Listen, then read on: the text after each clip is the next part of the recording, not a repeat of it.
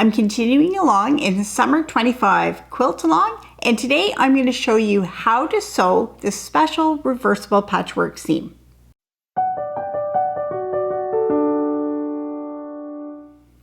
Welcome to Epida Studio. My name is Elizabeth and I help you make beautiful things with quilting, Pojagi, and embroidery.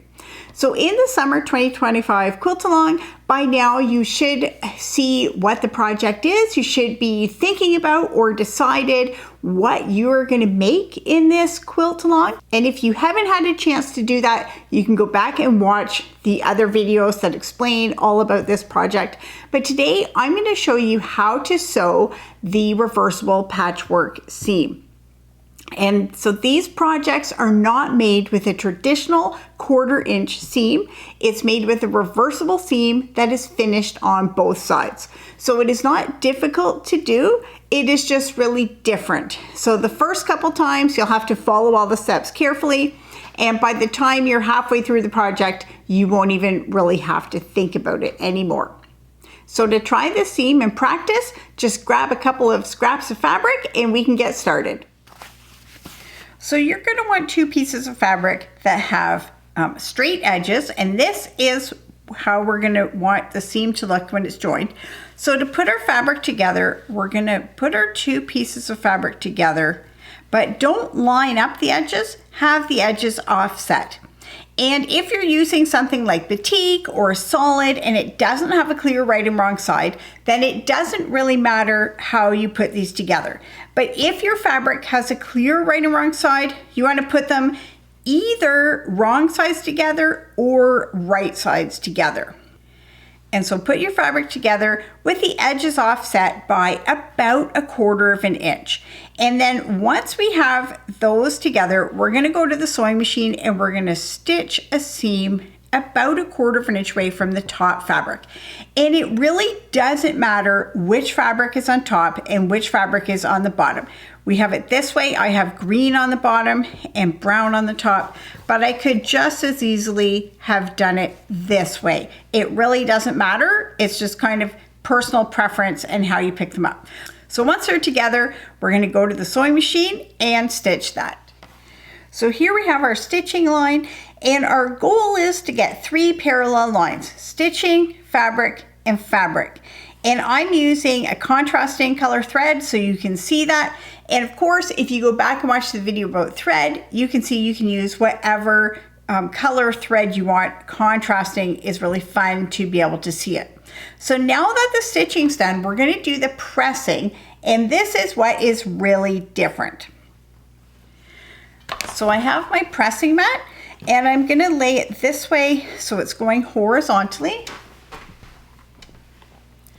And then the first thing I'm going to do, just like with most pressing, I'm just going to put my iron up and down on that seam just to set in the seams. And then we're going to fold the wider seam allowance over top of the narrower seam allowance. So I'm not folding over this brown fabric, I'm just folding the green fabric over top of the brown fabric.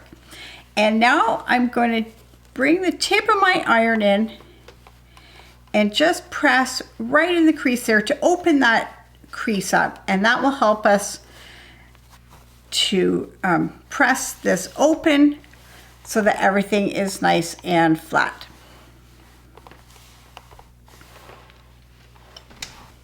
Now we can see that everything's pressed the right way because we don't see any raw edges. The raw edges are all tucked away underneath this little flap.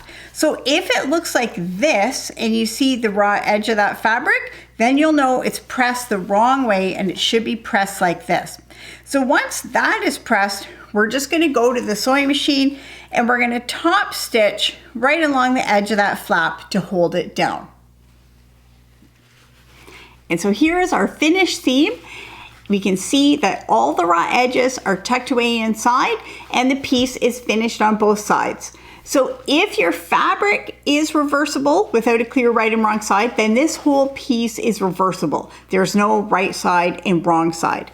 Now you're going to notice right away that one side of the seam has 2 rows of stitching and the other side has only 1 row of stitching that you can see. So some people, they really want one of those to be the right side and one to be the wrong side. But I tell people, just totally ignore how many rows of stitching are on each side. Treat it as reversible. Don't try and get all your seams to match up. When we get into doing the project, then I'm going to show you how it doesn't matter. So just kind of ignore if you can see 1 row of stitching or 2 rows of stitching, because it doesn't matter as much as you think that it's going to matter. Now, one common question that I get asked about this kind of seam is this a French seam? And the answer is, it's sort of a French seam. This is a seam that's commonly used in dressmaking, and it's a variation of a French seam, technically called a flat-felled seam. And so if you have blue jeans, you might see this seam in blue jeans. Or if you do a lot of dressmaking, or if you took home ec a long time ago, you might have learned this as a flat-fell seam for use in clothing. The reason why I call it a Pojagi seam is because in traditional Korean sewing, this type of seam was commonly used in patchwork. And as far as I have been able to learn, that's the only culture and tradition that commonly use this technique in patchwork. If you know of another culture or tradition, I would love to hear about that and learn that. But as far as I know, traditional Korean sewing is the only place that this seam has been used in patchwork. So when I'm doing patchwork with it, I call it a Pojagi seam just to respect the source and the inspiration of where that came from.